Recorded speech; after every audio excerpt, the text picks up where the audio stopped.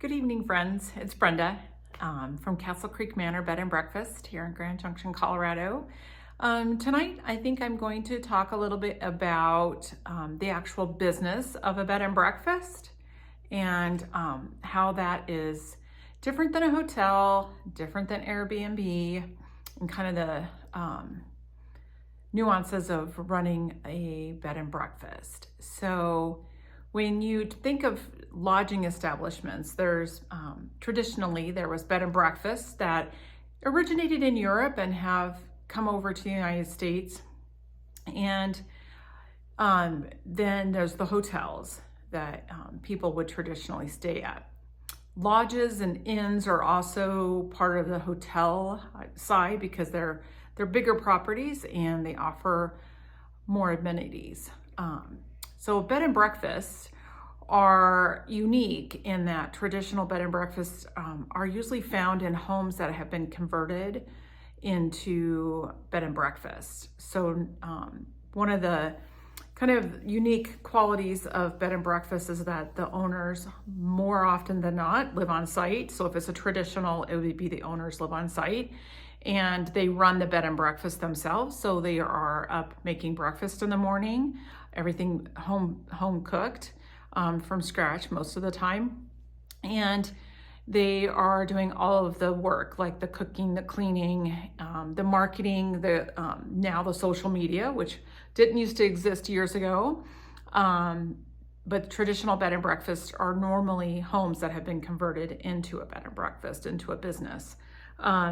We are a little bit different in that, yes, we do live on site, but the people that had built our bed and breakfast and started it, they built it in 2001 and then got final approval to run the business with all their permits and licensing and everything else in 2004.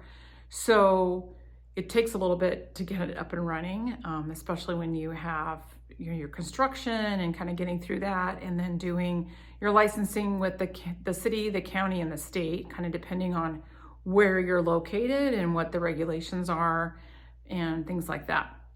So our building, when they designed and constructed it, they actually made it more like an inn because they designed it where all the rooms have their own personal entrances on the outside of the building. So you're not going through someone's entry door, main door into their living room or kitchen or wherever.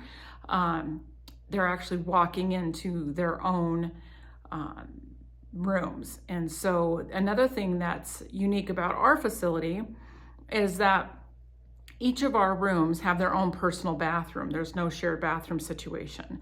Now, on occasion and in some places, mostly in Europe, you will find where you're sharing a room when you're staying at a bed and breakfast. You're sharing the bathroom, not the room, but this bathroom. And here we don't have that because everybody has their own personal entrance.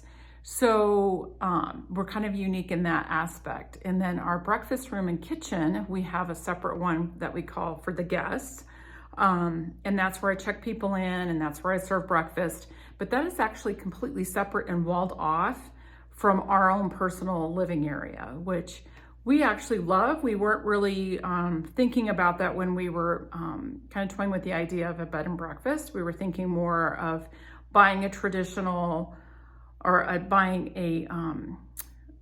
an older home or a Victorian home and converting it. But this was just a perfect situation that kind of just dropped in our lap and we jumped on it. We love our personal space. We actually just did a renovation a couple years ago where we took over had our contractors take over the 3-car garage that we had as part of the building. We built a new 2-car garage, and then we took our 3-car garage and actually expanded our living area. We call it the owner's quarters. So we went from, 600 or 700 square feet. We added on another 900 square feet. So we're about, I'd say 1,400 square feet, 14 to 1,500 square feet. Kind of depends where you measure, because our laundry room, they didn't consider as part of the remodel because they had to wall that off because we were only allowed to add on 900 square feet. That's just building code in our specific area that we had to follow the rules. So that's what we did. Something that makes ours a little bit more unique as well is where we're located right in the middle of Grand Junction and in the Grand Valley. So we're pretty close to everything. If I were to have a perfect scenario, I think I would have put this closer to downtown. So it'd be within walking distance, because we're actually a 7-minute drive or a couple miles away from our downtown area. So that would have been nice to have guests walk that way. Because there's so much that goes on in our downtown. We have the cutest downtown area. A lot of shops, theaters, a lot of artwork. We have like 125 or so pieces of artwork that go down both sides of our downtown main area. And we have a lot of festivals down there. We have on Thursday nights in the summertime, we have our farmers market. So that's always fun to refer guests to go down there. As far as the business itself, it's very sustainable running it with one person. I've had quite the learning curve though, and trying to do my own marketing and doing research and trying to figure out at the very beginning what our demographic was. And the previous owners had made all the rooms king suites, so no children, no pets. And we kept that. And we did allow pets the first year because that was during the pandemic. And so we were very flexible with that. And then we learned very quickly that people who have animals and travel with animals, the animals did not travel well. And we had some pretty bad messes to clean up, and actually had to rip carpet out a couple of rooms and replace carpet because of that. So now we're strictly no pets. And then we only cater to adults. And so we do have like girls' weekends. We do have couples that travel together. We have parents who are traveling over here to check out the college with their student. And that's been pretty awesome as well. So reaching a whole bunch of different people. So the biggest thing was figuring out our demographic and what we wanted to provide and what group of people are we going to market to and try to increase revenue that way. I'm still working on trying to fill rooms during the week. So I'm targeting traveling business professionals now that we're in 2024, getting ready to go into 2025. I'm seeing a pickup in business travel where it had been kind of flat the last few years, especially after the pandemic. There wasn't much travel and a lot of people work from home. So now that that's changing in society a little bit, and people are now required to travel as part of their business requirements, we're seeing a little bit of that increase. And so trying to figure out who's doing that here in town, making connections that way. We are also a huge retirement area. So with that, we have quite a number of retirement homes and care facilities for older folks. So we have family members that will come in that don't live here and visit them. So that's an area that I have explored and bringing in guests as well. So I think I said on my last video that our busy time is from April to October. So we are open 24 hours, 7 days a week, 365 days a year. With the exception, I do take a couple days off each month. And then I also try to have a week vacation in October that we try to do every year and go see family and friends and just travel and explore the country. So we do that, but I have to be very diligent in marking that off at the beginning of the year because there's all different types of travelers. There's the last minute travelers that call you up the day of and do you have any rooms left? And then there's the travelers that do 30 days out, 60 days out. And then you have the people who do plan significantly far in advance. And like I already have a couple reservations for next summer. So there's all different types of travelers. So you just have to kind of see what the trends are. You have to adjust, be ready to pivot at any time. And that's what helped us kind of get through the pandemic is pivoting. And because our short-term rentals here in town, as well as the hotels, they don't take local residents. If you have a local address, they won't let you book and stay. I think that part of that stems from people renting places and having parties. But obviously that's not an issue for us because we live here. So if something were to go sideways, we would intervene pretty quickly and take care of that. So that's another part that's kind of neat, living and working on site, is that we are able to kind of monitor things and make sure things are safe for all of our guests. So that's kind of an overview of our specific bed and breakfast. And like I said before, I think on yesterday's video, we are the only traditional bed and breakfast here in town. And we are different in that, different from Airbnb. And it's funny because Airbnb owners don't mind you calling them a bed and breakfast, but people who are traditional bed and breakfast people, we are not Airbnb. And we don't like being called Airbnb because it's not hands-off. And so when you think about Airbnb, it's very private, no contact. You have contactless check-in and contactless check-out. You don't see the owners, meet the owners.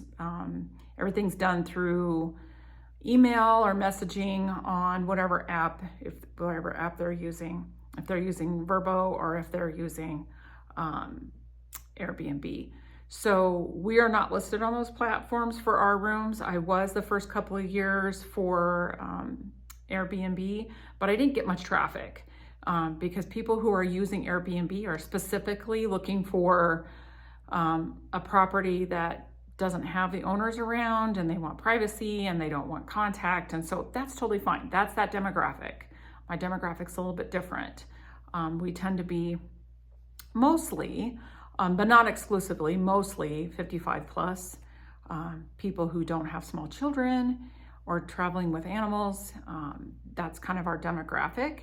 And so the marketing is towards that to get those people to book with us versus a traditional hotel.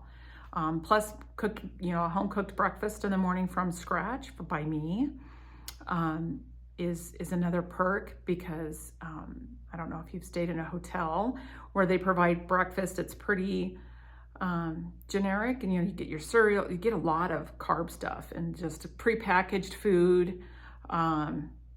And so if that's what somebody wants, then great, that's someplace you should stay. But if you want a home cooked meal, and then it's coming here, and it's less busy. So I only have 5 suites, so we don't have traffic in and out. I do offer free parking, and that's another thing that I've noticed in the industry, especially with hotels.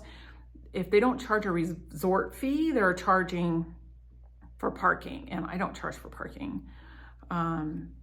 And so the other great thing about being your own business owner in this line of business, owning a bed and breakfast, you can really run it however you want. So if you wanted to charge for parking, or if you wanted to charge extra for breakfast, or if you wanted to charge for whatever, you can do that. My only caution to that is get feedback from guests, because you don't want to be the only one charging for parking in the area and then they park anywhere else for free, because that may be a turnoff. I do offer additional add-ons like romance packages. I do offer a cake for 2, and I do make that myself. I make it from scratch. I offer different flavors of cake, as well as frosting and combinations of each. So those are some add-ons that we do. And we do murder mysteries. I wasn't able to do them this year, but next year I'm going to go back to doing those, and that's a lot of fun because we have 5 rooms, so we have 5 couples that will stay, and they're assigned a role, and then my husband and I kind of orchestrate that, kind of guide them through the process in the evening, because it does include dinner, and it does include a bottle of wine and dessert and the murder mystery part. And so I'm usually busy cooking, and then my husband helps answer questions and kind of orchestrates the whole murder mystery evening. And those are super popular. Nothing like that was done in the Valley and where we live right now. And when I started doing them in advertising, I'm now seeing other like catering companies and things like that are offering murder mystery dinners, but they're doing it on a large scale. Like they'll have like over 100 people, which it's not kind of the way I see a murder mystery and how I want to run it. It's not by paid actors, and it's not with that many people. I like having a small crowd because people get to know each other. And the last one that we had, people exchanged phone numbers and they became friends, and hopefully they're still like talking and keeping in contact. And I know that they're eagerly waiting for the next opportunity to be able to come here and stay here and do the murder mystery again. So anyways, just wanted to talk a little bit about our business and kind of what it looks like here at Castle Creek Manor Bed and Breakfast. So hopefully, if you would like, please check out our website, castlecreekmanor.com, if you're interested in kind of what our rooms look like, what we offer, and where we're located, and all the things that you can do in the valley here. It's pretty amazing. We're really known for our outdoor activities, as well as our wine region. We have 32 wineries. We have orchards here. Fruits grow very, very well, minus the citrus. We don't have citrus here. But your peaches and your apples and your pears and cherries, I think, and apricots, there's like everything. So anyways, we have a great climate. But anyways, check us out on our website. You can also leave me an email down below. You're more than welcome to contact me at castlecreekbnb@gmail.com. And if you have any questions, or you can also leave a comment below and I will respond to your comments. All right, have a nice evening. Bye-bye.